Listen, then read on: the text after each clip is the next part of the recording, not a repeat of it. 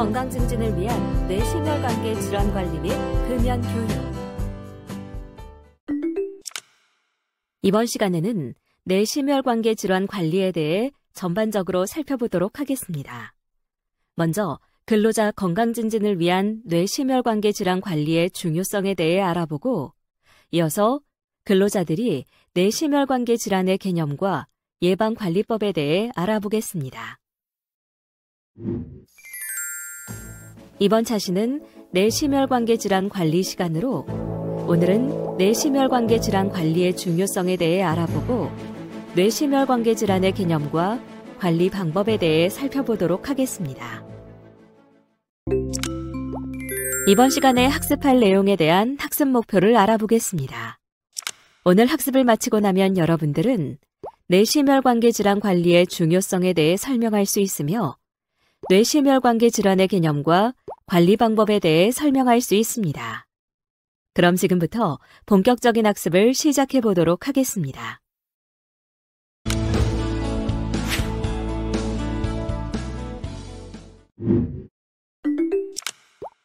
최근 업무상 질병을 살펴보면 근골격계 질환, 뇌심혈관계 질환 등의 작업 관련성 질환이 진폐나 소음성 난청, 유해물질 중독 등의 직업병보다 훨씬 높게 발생하고 있음을 알 수 있는데요. 근로자 일반 검진 결과 유소견자 질환별 분포를 살펴보면 고혈압성 질환 25.4%, 고지혈증 23.9%, 간장질환 24.3%, 당뇨질환 12.1% 순으로 높게 나타났습니다. 산업재해 통계에 따르면 산재로 인한 사망자 중 업무상 질병으로 인한 사망자는 37%이며 이 중 뇌심혈관 질환으로 인한 사망한 근로자의 비율은 43%에 달하고 있습니다. 2010년 산재로 인한 사망자의 발생 원인 조사에서도 3대 재해로 알려져 있는 추락, 전도, 협착 등으로 인한 사망자와 뇌심혈관계 질환으로 인한 사망자 발생 현황이 유사한 경향을 보이기도 했습니다. 우리나라 사망 원인을 분석한 결과 각종 암으로 인한 사망이 전체 사망 원인의 28%에 달했으며 심혈관 질환으로 인한 사망도 26%로 높은 비율을 차지하고 있습니다. 즉, 관리하면 예방 가능하지만 관리하지 않으면 치명적인 합병증을 초래하게 됩니다. 고혈압은 진행되면 약 50%에서는 관상동맥 질환이나 심부전으로, 약 33%에서는 뇌졸중으로, 10에서 15%에서는 신부전으로 사망하는 것으로 알려져 있습니다.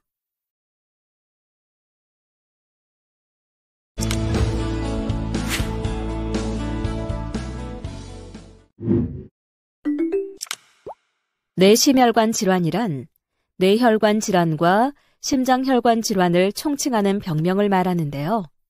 이는 뇌혈관 질환과 심장혈관 질환의 질병이 발생하는 부위는 다르지만 질병의 원인, 위험 요인, 악화 요인이 거의 같으므로 그에 대한 대책도 비슷하기 때문에 뇌혈관 질환과 심혈관 질환을 합하여 부르는 것입니다.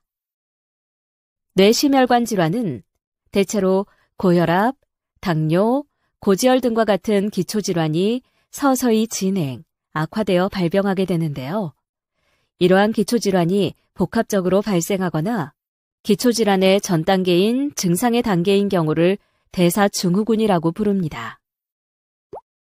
뇌심혈관 질환의 원인은 크게 개인적 원인과 직업적 원인으로 구분되는데요. 개인적 원인은 다시 고정 요인과 변동 요인으로 나눠 살펴볼 수 있습니다. 고정 요인이란 바꾸기 힘든 요인으로 나이가 많을수록 발생 위험이 높아지며 일반적으로 남성이 여성보다 높다가 여성이 폐경기를 지나면 비슷해집니다. 또 가족 중 55세 전에 여성이 65세 전에 뇌심혈관 질환에 의한 사망자가 있었다면 유전인자로 인해 발생할 확률이 높아집니다.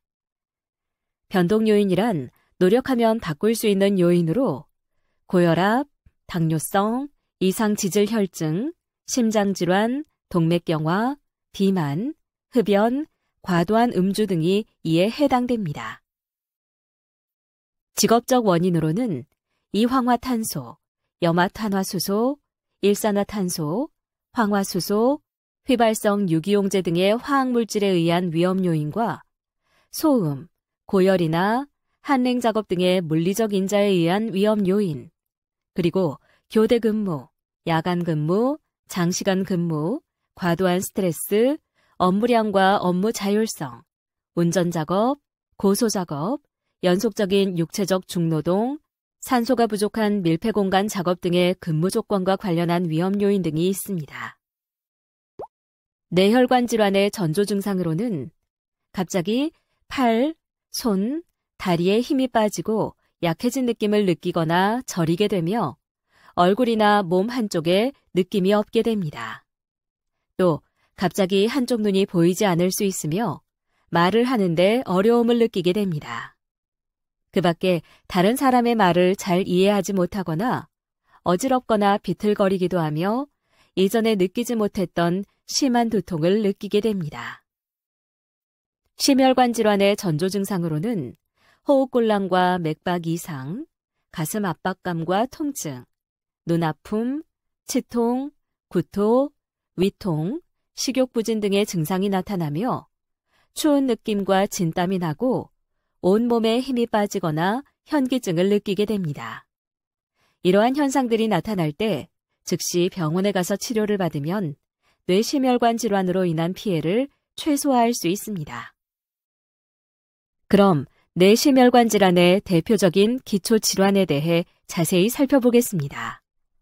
먼저 고혈압을 진단하는 법에 대해 알아보겠습니다. 사람에게 가장 이상적인 적정 혈압은 120mmHg 미만, 그리고 80mmHg 미만인 것으로 알려져 있으며 120에서 139mmHg 또는 80에서 89mmHg일 경우 고혈압 전 단계에 속합니다. 140에서 159mmHg 또는 90에서 99mmHg일 경우 고혈압 1기에 속하며 160mmHg 이상 또는 100mmHg 이상일 경우 약물치료 대상인 고혈압 2기에 속합니다.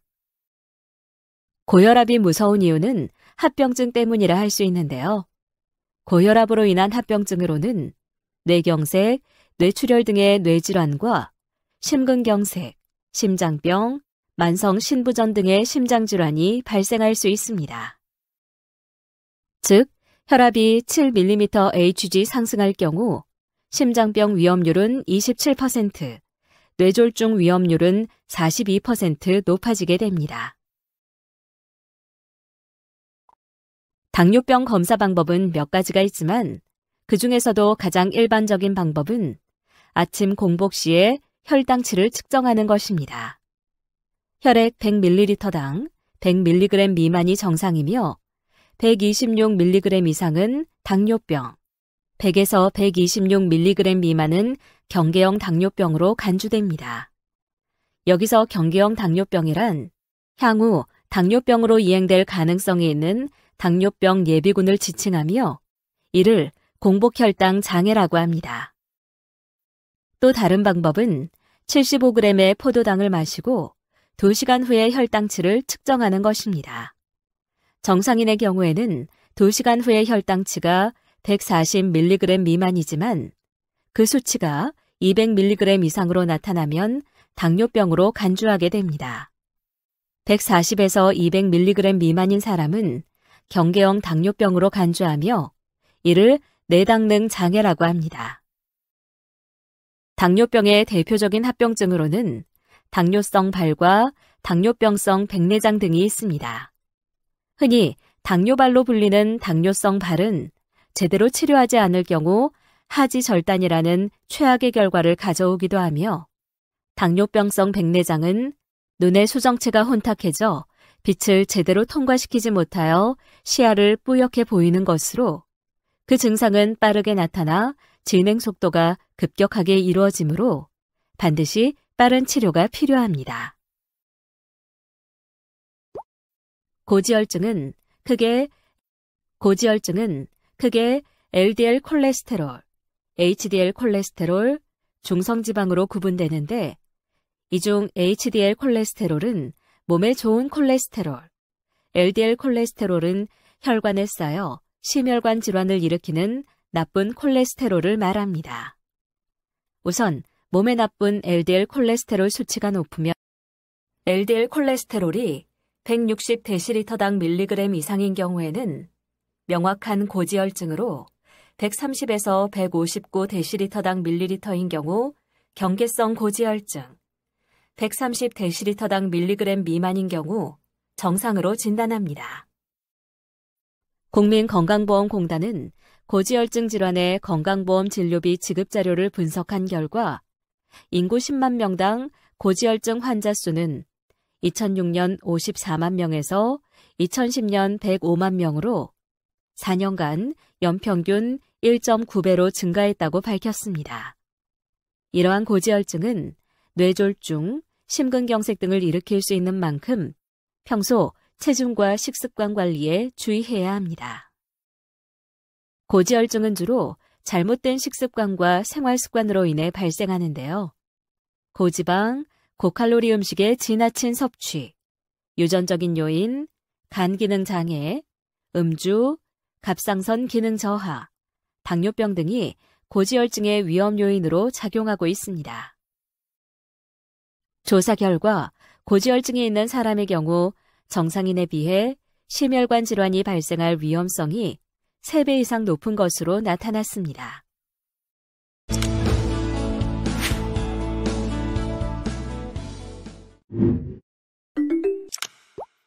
다음은 질병의 진행 정도와 치료 비용을 나타낸 것으로 질병이 진행될수록 치료 비용은 증가되며 효율적인 치료 또한 어려워집니다. 근로자 건강증진 활동이란 작업 관련성 질환 예방 활동을 포함하여 근로자의 건강을 최상의 상태로 하기 위한 일련의 활동으로 주로 뇌심혈관 질환 예방, 직무 스트레스로 인한 불건강 예방, 작업 관련 근골격계 질환 예방, 조직 차원의 생활습관 개선 등의 활동을 하고 있습니다. 앞으로 우리나라에서 근로자 건강관리 활동 영역은 점차 확대될 전망입니다. 지금까지 유해화학물질과 같은 재래형 유해인자, 이와 관련된 제조업, 생산직 근로자 위주의 전통적인 산업보건 활동이 중심을 이루었다면 앞으로는 이러한 전통적인 산업보건 활동뿐만 아니라 산업구조와 고용 형태 등의 변화에 따라 증가하고 있는 신종 유해인자, 서비스업, 사무직 근로자 등을 포괄하는 직업건강으로 확대될 필요성이 대두되고 있기 때문입니다. 근로자 맞춤형 사례관리 건강증진 사업이란 근로자의 건강 수준을 증진하고 자가관리 능력을 향상시킴으로써 업무상 질병을 예방하고 직무 만족도를 향상시켜 근로자의 삶의 질을 향상시키는 데 기여하는 활동을 말합니다. 사업의 추진 방향으로는 건강증진 중요성 인식, 다양한 정보 제공과 자기관리 관심 증대, 대상자 요구에 부합하는 서비스 제공, 맞춤식 연계를 통한 대상자의 만족도 향상 등이 있습니다. 뇌심혈관계 질환의 위험 요인으로는 죽상경화증, 고콜레스테롤 혈증, 고혈압, 당뇨병 등의 질병과 흡연, 운동 부족, 비만, 스트레스 등의 나쁜 생활 습관들이 있습니다. 뇌심혈관 질환 고위험군 중 작업 전환 고려가 필요한 대상은 다음과 같습니다. 주당 60시간 이상의 장시간 노동, 고정적인 야간 작업, 정신적, 심리적 부담이 큰 업무, 힘이 많이 드는 중노동을 연속적으로 해야 하는 작업, 용광로 작업과 같은 고열 작업 또는 한랭 작업, 갱내 작업 등 산소가 부족하기 쉬운 곳에서의 작업, 부정맥이 있을 경우 소음이 심한 부서, 순환기계 장애를 유발하는 화학물질에 노출되는 업무에 종사하는 근로자들이 이에 해당됩니다. 다만 열거된 업무 중에 하나라고 하여 무조건 기계적으로 판단해서는 안 되며 반드시 해당 근로자의 유해인자에 대한 노출 수준, 업무 강도 및 순환기계 장애의 정도를 감안하여 판단하여야 합니다. 뇌심질환의 위험 요인으로는 연령, 성, A형 성격의 유전적 요인과 고혈압, 고지혈증, 당뇨, 비만 등의 건강 상태 요인, 그리고 흡연, 운동 부족 등의 생활 습관 요인이 있습니다. 가족 중 질병자가 있는 경우 뇌심질환에 주의를 요해야 합니다. 부모의 고혈압이 자식에게 유전되는 비율은 부모 중 1명이 고혈압일 경우 자녀 3명에 1명꼴로 유전되며 부모 모두 고혈압일 경우 자녀 2명에 1명꼴로 고혈압이 유전됩니다. 또한 뇌심질환을 일으키기 쉬운 사람의 성격 경향을 A형 성격이라고 부르는데요. 모든 일을 항상 경쟁적으로 하는 사람, 항상 바쁘게 서두르는 사람, 가정과 직장에서 잠시도 쉬지 않고 일에 쫓기는 사람, 한꺼번에 일을 몰아서 하는 사람, 밥을 급하게 먹고 걸음도 빨리 걷는 사람, 모든 일에 신경질적이고 화를 잘 내는 사람, 내성적이고 생각과 걱정이 많은 사람들은 뇌심질환의 위험 요인이 될 수 있으므로 주의가 필요합니다. 뇌심혈관계 질환 관리 원칙은 다음과 같습니다. 혈압이나 혈당이 크게 높지 않거나 합병증이 없고 위험 인자가 없는 경우 생활요법으로 관리하며 혈압이나 혈당이 매우 높거나 합병증 및 위험 인자가 있는 경우 약물요법으로 관리합니다. 아울러 약물을 복용하는 경우에는 생활요법과 병행하도록 합니다. 뇌심혈관계 질환을 예방하기 위한 생활요법으로는 염분 섭취 제한, 금연, 칼륨 섭취 증가, 절주, 규칙적 운동, 동물성 지방, 당분의 섭취 제한, 표준 체중 범위 유지, 스트레스 감소, 변비, 급격한 환경 변화 조절, 투약 등의 방법이 있습니다. 식사요법에서 가장 중요한 것은 염분 섭취를 줄이는 것입니다. 고혈압 예방을 위해서는 염분 섭취를 하루에 5g 이하로 줄여야 하며 노인이나 고혈압 환자, 당뇨병 환자들은 일반 사람보다 염분에 더 민감하기 때문에 염분을 주의해야 합니다. 음식을 조리할 때 식염이나 간장의 사용을 줄이고 대신 식초나 후추 등 다른 조미료로 맛을 내도록 합니다. 인스턴트 식품과 패스트푸드에는 식염이 많이 첨가되어 있으므로 되도록 피하도록 합니다. 우리 국민의 일일 나트륨 섭취량은 세계 주요국 가운데 가장 높은 수준일 뿐만 아니라 WHO의 섭취 권고량의 2.4배에 달하고 있다고 합니다. 이를 방치할 경우 국민 건강에 심각한 위협이 될 수 있는데요. 때문에 복지부와 식약청은 2012년 3월 나트륨 줄이기 운동본부를 출범시키고 2020년까지 나트륨 1일 섭취량을 20% 이상 저감, 연간 의료비 2조 5천억 원 감소시킨다는 목표 하에 나트륨 섭취를 줄이기 위해 다양한 방안을 제시하고 있습니다. 버튼을 클릭해 소금 1g이 들어있는 조미료의 중량에 대해 살펴보세요.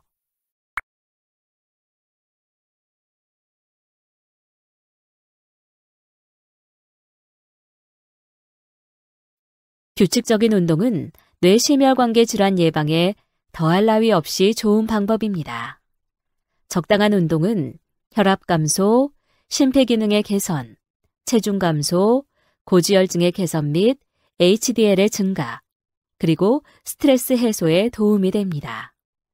유산소 운동의 종류에는 에어로빅, 빨리 걷기, 가벼운 달리기, 등산, 계단 오르기, 자전거 타기, 수영 등이 있으며 일주일에 3에서 4회 정도, 1회 30분에서 1시간가량 약간 숨이 찰 정도로 하는 것이 좋습니다. 비만은 고혈압, 고지혈증, 당뇨병 등의 질병을 유발하기 때문에 표준 체중 범위를 유지해야 하는데요. 여러분은 체질량 지수에 대해 들어보셨나요? 체질량 지수는 비만도 측정을 위해 몸무게를 키의 제곱으로 나눈 값을 산정하여 비만도를 측정하는 방법을 말합니다. 예를 들어 신장 175cm, 체중 68kg인 남자의 체질량 지수를 계산해 보면 22.22로 정상 범위에 속합니다.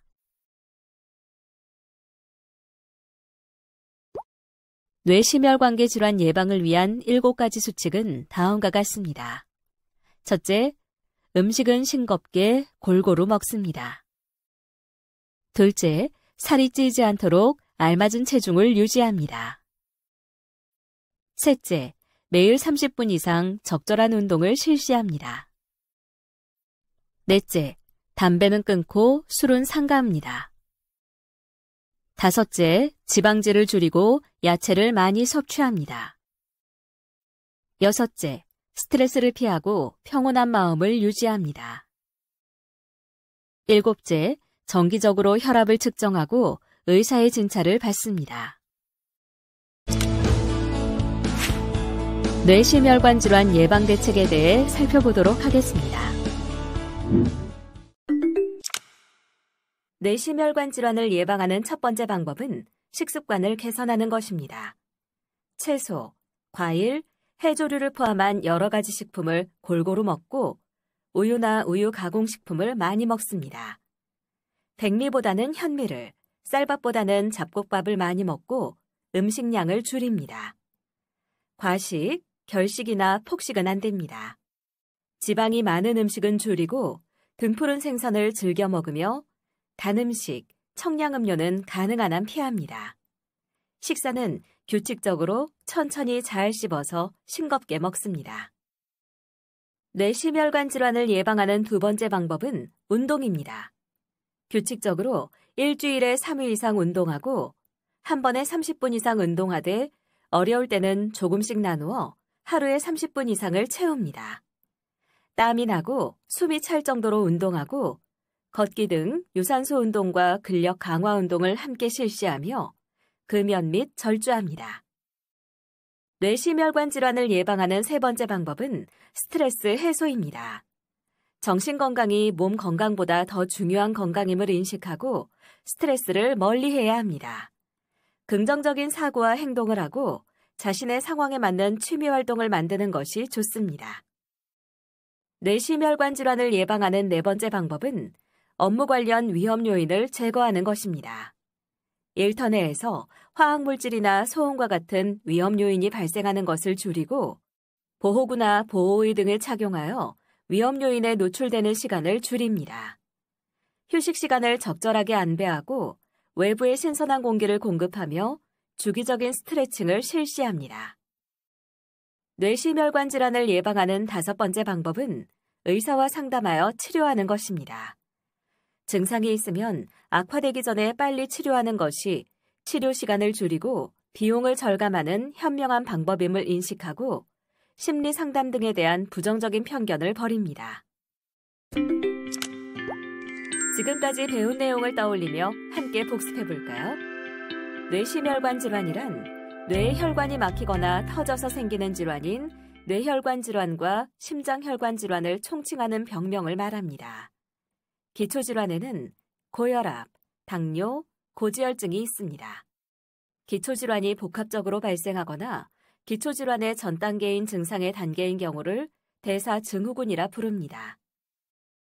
뇌심혈관계 질환의 위험 요인에는 죽상경화증, 고콜레스테롤 혈증, 고혈압, 당뇨병, 흡연, 운동 부족, 비만, 스트레스가 있습니다. 뇌심혈관계 질환의 관리 원칙입니다. 생활요법은 혈압이나 혈당이 크게 높지 않거나 합병증이 없고 위험인자가 없는 경우 활용할 수 있습니다. 약물요법은 혈압이나 혈당이 매우 높거나 합병증 등 위험인자가 있는 경우 활용합니다. 약물을 복용하는 경우에는 생활요법과 병행하도록 합니다. 뇌심혈관계 질환 예방 수칙입니다. 음식은 싱겁게 골고루 먹으며 살이 찌지 않도록 알맞은 체중을 유지합니다. 매일 30분 이상 적절한 운동을 하고 담배는 끊고 술은 삼갑니다. 지방질은 줄이고 야채는 많이 먹으며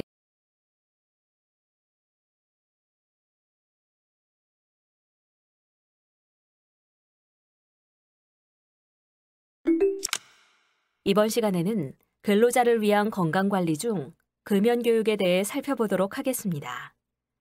먼저 흡연 역학에 대해 알아보고 흡연의 건강 위험에 대해 살펴본 후 금연의 건강 이득에 대해 알아볼 것입니다. 이번 차시는 근로자 건강보호를 위한 금연교육의 이해 시간으로 오늘은 흡연 역학과 흡연의 건강 위험에 대해 살펴보겠습니다. 그리고 금연의 건강 이득에 대해 살펴보도록 하겠습니다. 이번 시간에 학습할 내용에 대한 학습 목표를 알아보겠습니다. 오늘 학습을 마치고 나면 여러분들은 흡연 역학에 대해 설명하고 흡연의 건강 위험에 대해 설명할 수 있습니다. 그리고 금연의 건강 이득에 대해 설명할 수 있습니다. 그럼 지금부터 본격적인 학습을 시작해 보도록 하겠습니다.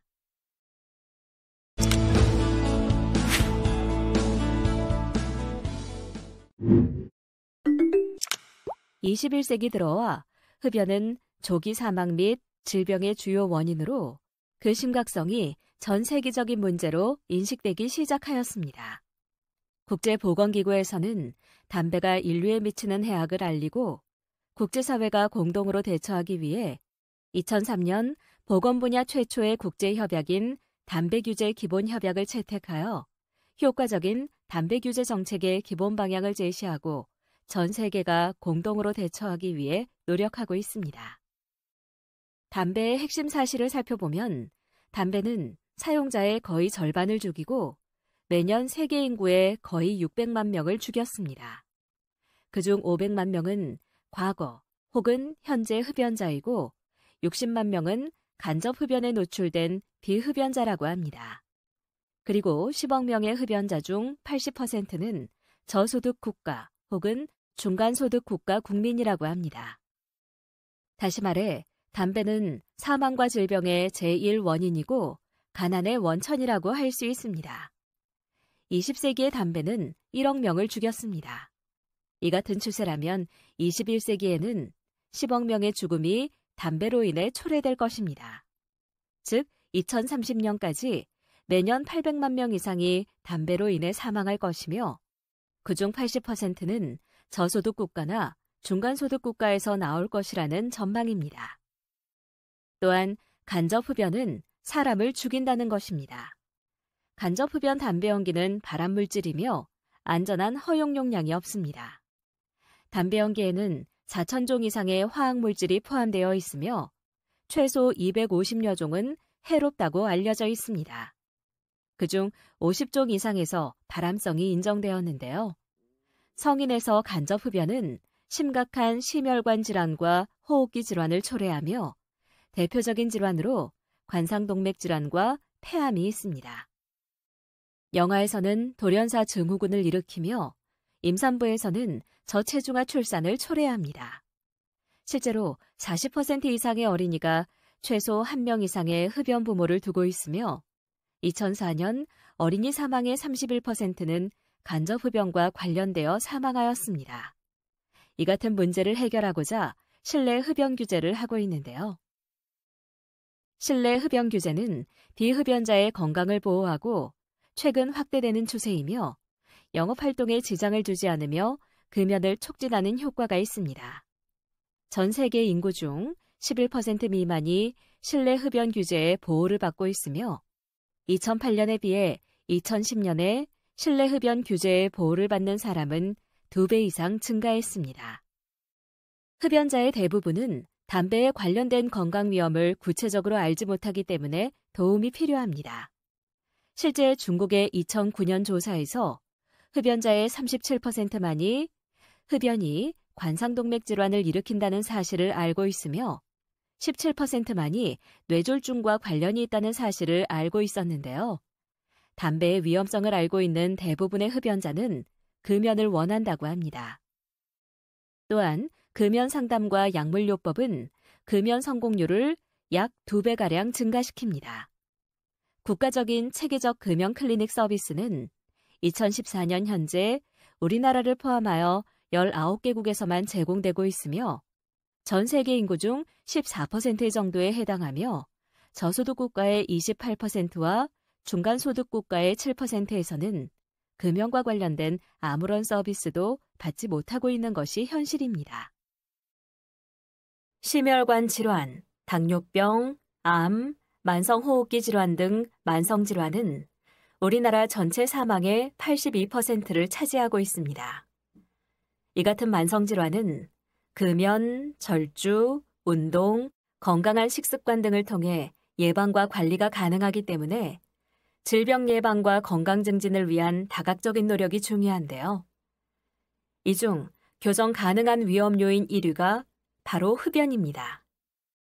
주요 흡연 관련 질환에는 악성종양, 만성폐쇄성 폐질환, 심근경색, 불안정성 협심증 등의 허혈성 심질환, 뇌혈관 질환, 말초혈관 질환이 있습니다. 국내 흡연율은 OECD 회원국 중 2위이며 흡연으로 인한 질병 비용도 8조 9천여억 원에 달하는데요. 흡연이라는 행위는 니코틴 중독으로 기존의 금연은 개인의 의지에 따라 선택되는 것으로 치부되어 왔으나 여러 가지 약물 치료와 비약물 치료 방법을 통해 보다 효과적으로 금연 성공률을 높일 수 있는 방법들이 알려져 있습니다. 따라서 3분 이내의 짧은 조언으로도 효과적으로 금연 성공률을 높일 수 있으며 이러한 상담의 횟수가 많아지고 보다 강화되며 시간이 충분할수록 그 자체만으로도 금연 성공률을 높일 수 있습니다. 우리나라의 성인 남성 흡연율은 1980년대 초반 80%에 육박하였으나 흡연의 해로움에 대한 정보 증가, 담배 가격 인상, 금연 클리닉 등 다양한 금연 정책들에 의해 감소되어 2007년 국민건강영양조사에서는 45%까지 감소하였습니다. 이후 다시 소폭의 상승을 보여 2011년 국민건강영양조사에서는 47.3%로 나타났습니다. 우리나라 성인 남성 흡연율은 선진국에 비해 여전히 높은 편으로 담배가 미치는 여러 건강상의 문제점을 고려할 때 적극적인 금연이 고려되어야 합니다.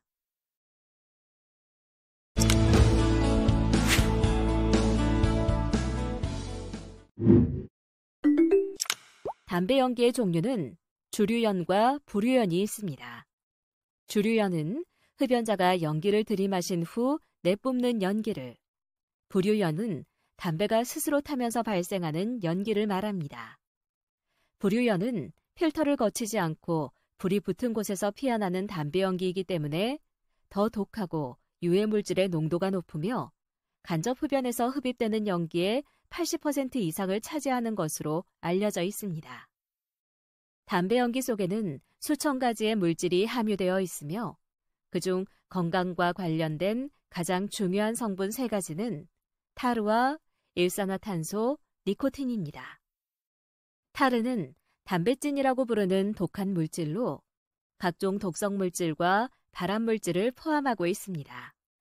담배에 독특한 맛을 주며 담배 연기를 통해 폐로 들어가 우리 몸의 모든 세포, 모든 장기에 피해를 주는 한편 잇몸이나 기관지 등에는 직접 작용하여 표피세포 등을 파괴하거나 만성염증을 일으키기도 합니다. 한 사람이 하루에 한 갑씩 담배를 피울 때 1년간 모이는 타르의 양은 보통 요리컵 하나에 꽉 찰 정도로 많다고 합니다.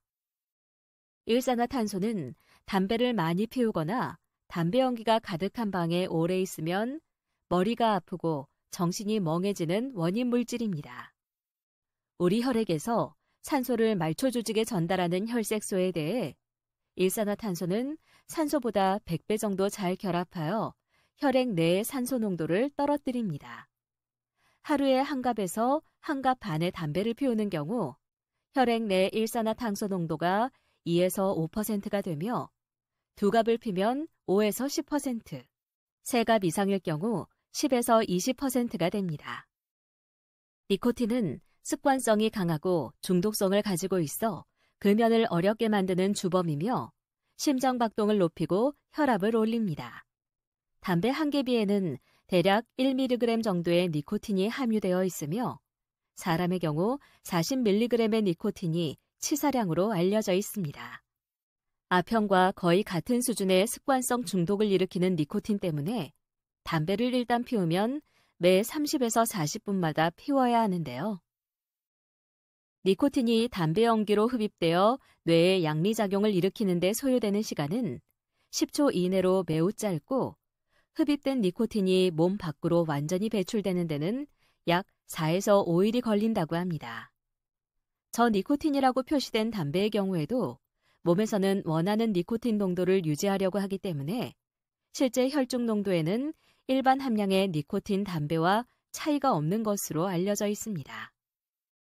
흡연으로 인해 발생되는 질병은 다음과 같이 뇌졸중, 식도암, 폐색전증, 폐암, 만성기관지염, 폐기종 등 다양합니다. 니코틴은 마리화나보다 중독성이 강한 물질로 분류되어 있으며 흡연 기간이 길고 흡연량이 많을수록 중독 정도가 심해지는 것으로 알려져 있습니다. 담배를 피우게 되면 니코틴은 뇌혈액 장벽을 통과하여 불과 7에서 10초 만에 뇌로 들어가 생리적인 효과를 나타나게 하는데 이는 니코틴을 패치나 껌 등 다른 경로로 공급했을 때보다 훨씬 빠른 속도입니다. 이러한 빠른 흡수와 작용 속도는 중독을 강화하게 되는 중요한 이유로 작용하고 있습니다. 그렇기 때문에 담배를 피우고 대개 30분 정도가 지나면 정맥 내의 니코틴 농도는 최고 농도의 절반 이하로 감소하게 되며 흡연자는 이때 담배를 다시 피우고 싶은 충동을 느끼게 됩니다. 흡연자들은 매우 좁은 범위에서 혈중 니코틴 농도를 조절합니다. 니코틴 흡수가 너무 적은 것도 반면 너무 많은 것도 피하려고 하기 때문인데요. 각 개인에서 니코틴에 대한 선호 정도는 흡연 경력 초기에 대개 나타나고 시간이 지남에 따라 일정한 경향을 갖습니다. 니코틴 농도를 적정하게 유지하려는 이러한 현상은 저타르 니코틴 담배로 바꾼 후에 담배량을 줄이지 못하는 결과를 낳습니다. 무의식적으로 일어나는 보상적인 흡입으로 니코틴의 양은 일정하게 유지됩니다. 담배 연기에서 니코틴과 타르의 전달은 긴밀하게 결합되어 있기 때문에 보상적인 흡연은 타르의 유입을 유지하게 하고 저타르 담배로부터 얻어질 수도 있는 잠재적인 건강의 이득도 불가능하게 하며 비슷한 보상 행동이 담배 개비수를 줄일 때도 일어납니다. 따라서 이렇게 흔한 전략들로는 건강에 대한 이득을 의미 있게 찾을 수 없습니다. 세계보건기구에 따르면 매년 담배로 인한 질병으로 사망하는 사람이 전 세계적으로 600만 명 정도로 추산되며 2020년에는 700만 명, 2030년에는 800만 명이 사망하여 흡연으로 인해 향후 50년간 4억 5천 명의 사망자가 발생할 것으로 추정합니다. 우리나라도 약 4만 명이 매년 흡연과 관련된 질병으로 사망하였습니다. 2011년 우리나라 3대 사망 원인은 악성 종양, 뇌혈관 질환, 심장 질환으로 총 사망의 47.4%입니다. 전체 암 사망자는 7만여 명으로 이 중 30에서 40%가 흡연에 의한 것으로 추정되며 심혈관 질환, 뇌혈관 질환, 만성 폐쇄성 폐질환, 당뇨병에 대해서도 약 30%가량 흡연의 기여 위험도가 있습니다. 남녀별 사망 원인 순위는 다음과 같습니다. 남자와 여자 모두 암이 가장 높았으며 뇌혈관 질환, 심장 질환이 그 다음 순위였습니다. 흡연으로 인한 암 발생, 특히 폐암 발생을 보면 평균적으로 흡연 시작 후 25에서 30년 정도 경과한 경우 많이 발생합니다. 담배 한 개비는 약 11분의 수명을 단축하며 지속적으로 흡연하는 경우 비흡연자에 비해 평균 10년 정도 일찍 사망에 이릅니다. 또한 흡연자 사망 원인의 50%가 흡연으로 인한 질환입니다. 2012년 발표된 통계청 자료에 따르면 10년 전에 비해 폐암이 늘고 있어 장기적 흡연에 의한 심각성을 알 수 있습니다. 한국인 주요 사인에서 대부분의 질환이 정체 또는 감소하는 데 반해 흡연과 관련된 질환인 폐암과 허혈성 심질환은 계속해서 증가하고 있습니다. 또한 폐암은 암 사망 중 1위를 차지하고 있으며 전체 암 사망자의 21.7%인 15,623명에 달하며 폐암의 발생 빈도는 남성에서는 약간 줄어들었지만 여성에서는 여전히 증가하고 있다고 합니다. 담배 소비량이 줄어든 이후에도 10에서 15년 정도가 지나서야 폐암으로 인한 사망자 수가 줄어든다는 미국의 예를 상기한다면 소비량이 줄어든 지 얼마 되지 않은 우리나라에서는 앞으로도 상당 기간 폐암이 사망 1위의 암이 될 거라는 데에 이견이 없습니다. 담배를 반으로 줄인다면 폐암이나 구강암, 후두암은 줄어든다고 알려져 있습니다.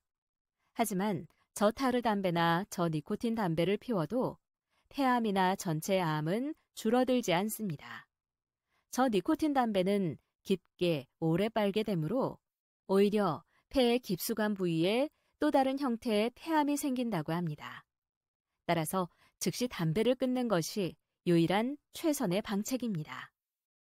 담배에 포함된 타르와 일산화탄소가 동맥의 부드러운 내벽에 장기적인 손상을 주어 동맥 내벽의 염증 상태를 유도하고 여러 가지 염증 반응 물질과 이상 지질혈증, 고혈당 등과 맞물려 동맥경화를 일으키며 기 형성된 플라크가 혈관을 막아 심근경색이나 뇌경색 등의 위험이 비흡연자에 비해 2배에서 3배가량 높아지게 됩니다. 또한 심근경색 등의 치명적 허혈성 심장질환이나 하지동맥 폐쇄 등의 말초혈관 협착질환이 점차 증가하고 있어 보건사회학적으로 매우 큰 관심이 되고 있는데요. 이처럼 담배가 심장에 안 좋은 이유는 무려 4천여 종의 서로 다른 화학물질들이 포함되어 있는 담배의 물질들이 폐나 구강 점막, 피부를 통해 혈액 내로 녹아 들어가 전신을 돌아다니게 됩니다. 이 때문에 혈관이나 심장, 심지어 위나 간, 방광, 콩팥에 손상을 주며 여성에서는 자궁경부암의 발생률을 높이게 됩니다. 만성 폐쇄성 폐질환은 담배로 인해 발생하는 폐질환 중 가장 흔한 것으로 폐기종과 만성 기관지염을 통칭합니다. 만성적인 기침, 가래, 호흡곤란을 주된 증상으로 하고 흡연량과 흡연기간에 비례해 그 위험도가 높아지는 것으로 알려져 있는데요. 한국인 9,423명을 대상으로 한 국내 연구에 따르면 19감년 이하의 흡연량을 보이는 현재 흡연자에서는 11% 발생이 증가하였고 20감년 이상인 경우 181% 증가하였습니다. 이에 비해 국외에서는 남녀 모두 흡연자가 비흡연자보다 10배 이상 발생이 증가하는 것으로 나타나 상대적으로 국내에서는 그 위험도가 낮게 나타났습니다. 이에 대해 외국에 비해 국내 연구 결과는 그 추적 기간이 상대적으로 짧은 것이 한 가지 이유로 제시되고 있습니다.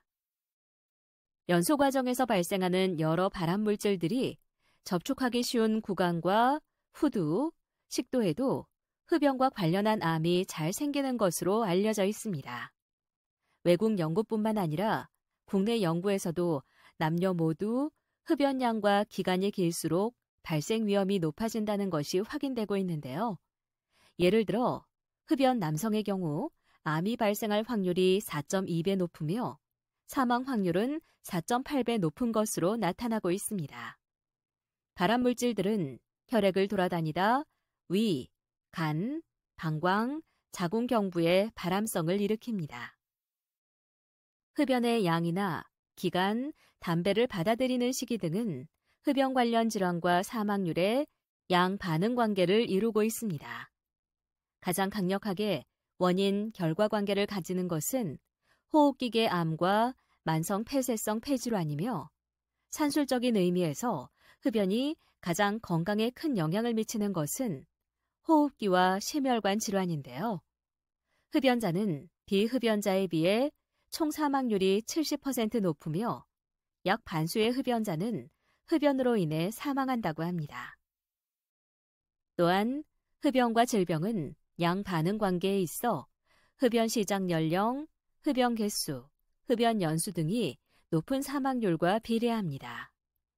흡연은 인체 거의 모든 부위에 치명적인 질환을 일으키며 여기에는 암, 심혈관 질환, 동맥경화, 만성폐쇄성 폐질환, 위궤양, 저체중아 출산, 노화 촉진, 성기능 장애, 수정 능력 저하 등을 들 수 있으며 흡연자는 비흡연자에 비해 평균 10년 이상 수명이 짧은 것으로 알려져 있습니다. 흡연은 건강 위험을 증가시키고 태아와 영유아의 질환 및 사망과도 연관됩니다. 흡연과 관련된 건강 위험의 증가는 젊은 흡연자일수록 더 크게 나타나는데 심장 발작의 위험은 60세경의 2배 정도가 되지만 50세 미만의 흡연자에서는 5배가 넘습니다. 또한 흡연자들은 골다공증이나 치주질환, 발기부전, 남성 불임, 백내장과 같은 비치명적인 질환의 위험도 더 커집니다. 임신 중 흡연은 흡연 기간 내 그리고 주산기 태아 사망률을 높이고 출생 시 체중을 낮추는 데 영향을 미칩니다. 또한 출생 후 간접 흡연은 요람사나 소아호흡기 질환과 관련되어 있고 성장한 뒤에도 폐암과 심장질환, 뇌졸중의 위험을 증가시킵니다. 이처럼 흡연은 보건의료에 미치는 영향도 상당해서 영국에서는 한 해 36만 4천여 명이 입원하고 24억 달러의 비용을 증가시킨다고 합니다. 정신질환자들은 흡연할 가능성이 일반인보다 2배에서 4배가량 더 높다고 알려져 있습니다. 보통 니코틴 의존도가 더 심하고 하루 흡연량이 더 많은데요. 조현병 환자는 자신의 증상을 호전시키거나 향정신병 약물의 부작용을 완화시키려는 목적으로 흡연을 하는 경우가 많습니다. 그리고 임신 중인 여성에서 흡연 시 저체중 미숙아의 출산 가능성은 1964년부터 언급되었고 이러한 사실은 이후 많은 연구에서 입증되었습니다. 이처럼 임신 중 흡연은 산전, 산후, 신생아 사망이나 선천성 기형과도 관련이 있으며 아이들의 성장 과정에 정신장애와 같은 나쁜 결과를 초래하기도 합니다. 임산부의 흡연이 이들 태아와 신생아들의 건강에 나쁜 영향을 미치는 이유는 이들의 흡연이 태아들에게 저산소증을 일으키기 때문인 것으로 추정되고 있습니다. 임산부, 태아, 신생아, 영아와 관련된 흡연의 피해는 다음과 같습니다. 유산, 태반 박리, 자연유산, 자궁외 임신, 양막 조기 파막, 자궁 내 사망, 저체중아 출산, 제대 연령에 비해 작은 아기, 영아 급사 증후군, 영아 호흡기 증상, 성인기가 되었을 때 심혈관 질환 위험성, 행동장애, 지적발달 장애입니다. 흡연은 곁에 있는 사람들에게도 건강상 피해를 줍니다. 즉, 가정 내 흡연인 경우 폐암 발생 위험 2배, 급성호흡기 질환 감염 5.7배, 기침, 가래, 해소 증상 6배를 높이는 결과를 보이고 있고 중이염 발생도 60% 증가시키는데요. 흡연하는 아버지와 함께 자라는 아이는 출생 후 5세가 될 때까지 약 102갑의 담배를 피운 것과 같은 위험이 있으며 흡연자 남편과 사는 아내에선 폐암이 30%, 심장질환이 50% 더 증가하는 것으로 알려져 있습니다. 미국에서는 간접 흡연에 의해 매년 흡연자 8명이 사망할 때마다 간접 흡연으로 인해 비흡연자 1명이 사망한다고 합니다. 간접 흡연에 의해 발생하는 손실은 미국의 경우 매년 폐암 사망 3,000명, 소아의 하기도 감염 30만 명, 심혈관 사망 5만 명 등이며 3차 미국 전국조사에서는 비흡연자의 87.9%에서 니코틴 대사산물인 혈청 코티닌이 발견되었습니다.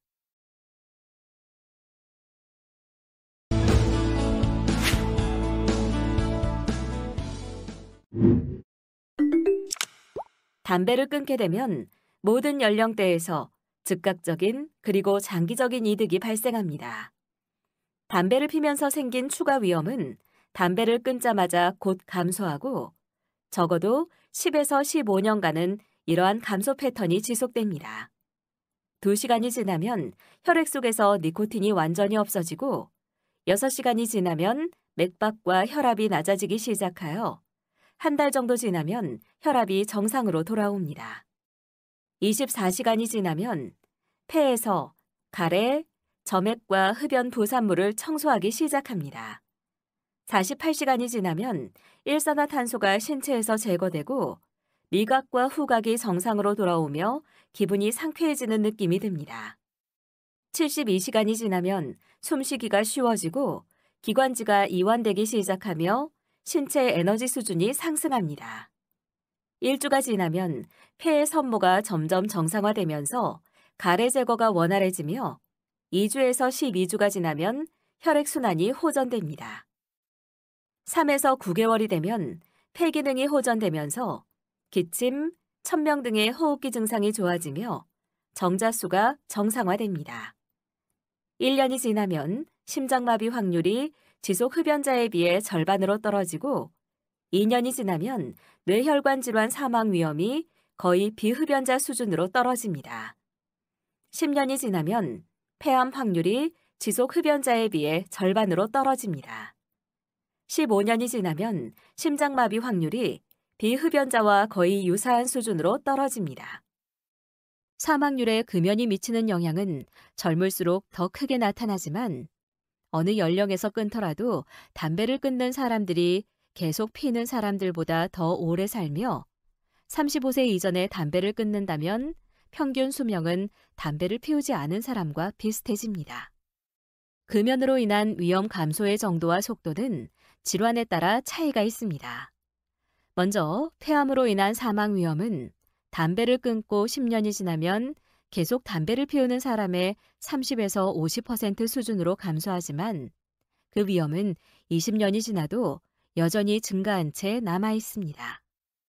반면 심장질환의 위험은 금연 후 빨리 감소하는데요. 금연 후 1년 내의 흡연으로 인한 추가 위험은 절반으로 감소하고 15년 내 비흡연자와 유사해집니다. 윌슨 등이 시행한 메타 분석에 따르면 심근경색 후 금연을 한 사람의 사망 위험도는 대조군에 비해 46% 낮았는데 혈전용해제나 아스피린, 베타 차단제, 그리고 항지질제와 같은 일반적인 치료를 한 그룹이 12에서 25% 낮아지는 것과 비교하여 더 큰 효과를 보였다고 합니다. 흡연은 연령 증가에 따라 자연적으로 일어나는 폐활량 감소를 촉진시킵니다. 하지만 금연 후 폐활량은 소폭 증가하고 감소 속도도 비흡연자와 유사한 수준으로 회복됩니다. 따라서 조기 금연은 만성 폐쇄성 폐질환에 걸릴 수 있는 사람들에서 병의 예방과 지연에 매우 중요합니다. 이 병을 가지고 있는 사람들 중에서도 사망률과 증상은 담배를 계속 피우는 사람보다는 담배를 끊은 사람에서 더 감소하는데요. 최근의 연구 결과들에선 심한 만성 폐쇄성 폐질환을 가지고 있는 노인들에서도 금연에 이득이 있는 것으로 밝혀지고 있습니다. 구강암과 식도암의 위험은 담배를 끊은 후 5년 내에 절반으로 감소합니다. 또한 금연은 뇌졸중으로 인한 사망 위험을 줄이고 폐렴과 독감으로 인한 사망 위험도 감소시킵니다. 그리고 현재 흡연율을 절반으로 줄이면 21세기의 첫 25년 동안 2천에서 3천만 명의 조산화 발생을 예방할 수 있고 그 다음 25년에도 1억 5천만 명의 조산화 발생을 예방할 수 있습니다. 즉, 젊은이들이 흡연을 시작하지 않도록 하는 것이 장기적으로 그리고 궁극적으로 사망률에 미치는 영향을 최소화하는 길인 것입니다. 우울증이 있는 흡연자는 일시적으로 우울증이 악화될 수 있습니다. 그러나 우울 사파의 빈도는 큰 차이가 없는 것으로 알려져 있으며 금연 후에 정신적으로 보다 건강해진 경우가 많습니다. 또한 금연은 흡연자에게 수명 연장뿐 아니라 보다 건강해질 기회를 제공합니다. 실제로 금연자들이 흡연자들보다 병에 의한 이완 일수가 적고 결근이나 결석이 적다고 합니다. 그렇다면 금연 성공에 영향을 미치는 요인에는 어떤 것들이 있을까요? 금연 성공 가능성이 높은 경우는 금연 동기가 확실하고 금연 준비 정도가 높으며 성공에 대한 자신감이 높을수록 가능성이 높아집니다. 또한 주변 사람들의 지지가 필요합니다. 니코틴 의존도 및 동기화 정도에 따른 금연 가능성 정도는 다음과 같습니다.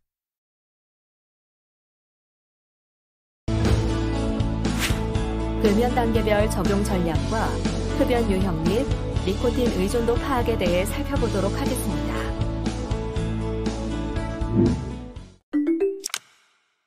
금연 단계별 적용 전략입니다. 고려 전 단계는 금연하고자 하는 동기가 전혀 없는 상태로 이 단계에서는 문제를 인식하게 합니다. 흡연이 질병 상태에 미치는 영향에 관한 정보를 제공하고 토론하며 금연으로 인한 이득을 강조합니다. 고려 단계는 아직 금연을 행동에 옮길 결정은 내리지 않았지만 금연 가능성을 마음에 품고 있는 흡연자에 해당합니다. 이 단계에서는 흡연의 좋은 점과 나쁜 점, 금연을 해야 하는 이유에 관해 이야기를 나누고 금연에 대한 선택권은 본인에게 있음을 강조합니다. 지지와 격려를 위해 주변 사람들에게 협조를 부탁하고 금연을 도와줄 수 있는 금연 보조제에 대한 정보를 제공합니다. 또한 금연에 대해 고려하는 것을 칭찬합니다. 준비 단계는 금연 의지를 가지고 실제 금연 계획 단계에 있는 경우입니다. 이 단계에서는 금연에 대한 의지를 칭찬하고 목표 설정을 도와주며 금연을 위한 대처 행동과 방법들에 대한 계획을 세웁니다. 금연을 도와줄 약물 치료에 대한 유용성에 대해 강조하고 주위 사람들에 대한 지지를 요청하며 금연 시작일을 정합니다. 행동 단계는 금연 시작 시기를 결정하고 실제로 행동으로 옮기는 단계입니다. 이 단계에서는 금연을 위한 구체적인 대처 행동에 관한 사례를 제공하고 칭찬하는 것으로 지속적인 격려를 합니다. 다시 담배를 피우게 만드는 상황에 대처하도록 도와주고 짧지만 금연을 하게 된 것을 칭찬합니다. 유지 단계는 담배를 끊은 후 비흡연자로서의 생활에 적응하는 단계입니다. 해당 단계에서는 지속적으로 지지를 제공하고 담배를 피울 수 있는 가능성을 재인식시켜주며 가족 혹은 친구들로부터 지지의 중요성을 강조합니다. 유지 단계는 금연의 지속적인 과정이며 새로운 대처 행동이 필요함을 설명합니다. 흡연 유형 및 니코틴 의존도 파악입니다. 다음 흡연 유형 자가진단을 테스트해보세요. 나의 니코틴 의존도 알아보기입니다. 다음을 테스트해보세요.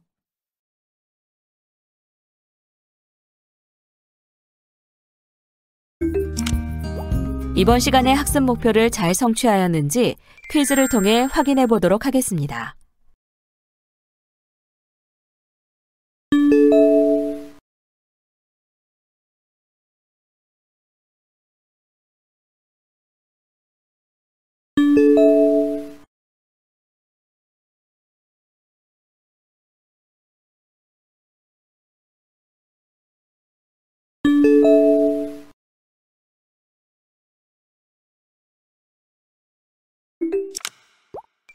지금까지 배운 내용을 떠올리며 함께 복습해 볼까요?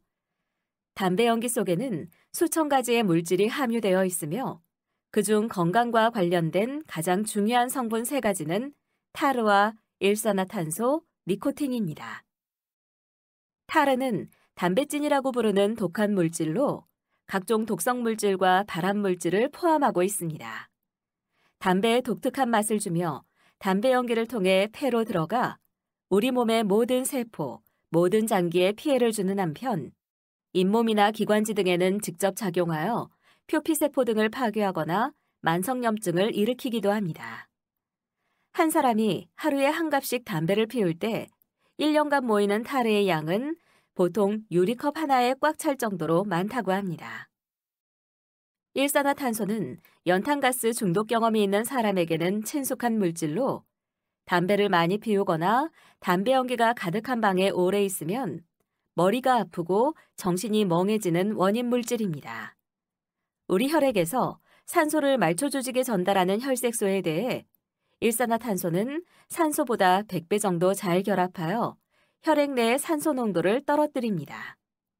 하루에 한 갑에서 한 갑 반의 담배를 피우는 경우 혈액 내 일산화탄소 농도가 2에서 5%가 되며 두 갑을 피면 5에서 10%, 세 갑 이상일 경우 10에서 20%가 됩니다. 니코틴은 습관성이 강하고 중독성을 가지고 있어 금연을 어렵게 만드는 주범이며 심장 박동을 높이고 혈압을 올립니다. 담배의 습관성 중독을 일으키는 마약성 물질로 담배 한 개비에는 대략 1mg 정도 함유되어 있으며 사람의 경우 40mg의 니코틴이 치사량으로 알려져 있습니다. 니코틴은 아편과 거의 같은 수준의 습관성 중독을 일으키는 물질로 담배를 일단 피우면 매 30에서 40분마다 피워야만 되는 이유가 바로 담배 속에 있는 니코틴 때문입니다. 니코틴이 담배 연기로 흡입되어 뇌에 양리작용을 일으키는 데 소요되는 시간은 10초 이내로 매우 짧고 흡입된 니코틴이 몸 밖으로 완전히 배출되는 데는 약 4에서 5일이 걸립니다. 저 니코틴이라고 표시된 담배의 경우에도 몸에서는 원하는 니코틴 농도를 유지하려고 하기 때문에 실제 혈중 농도에는 일반 함량의 니코틴 담배와 차이가 없는 것으로 알려져 있습니다. 금연 성공에 영향을 미치는 영향은 다음과 같습니다. 금연 성공 가능성이 높은 경우는 금연 동기가 확실하고 금연 준비 정도가 높으며 성공에 대한 자신감이 높을수록 가능성이 높아집니다. 또한 주변 사람들의 지지가 필요합니다. 이와 반대로 금연 성공 가능성이 낮은 경우는 하루 한 갑 이상 흡연하는 경우, 기상 후 30분 이내에 첫 흡연을 하는 경우로 니코틴 의존도가 높을수록 우울증, 알코올 중독, 조현병 등 정신질환이 동반될수록 스트레스가 높을수록 가정, 직장, 친구 중 흡연자가 있는 경우입니다.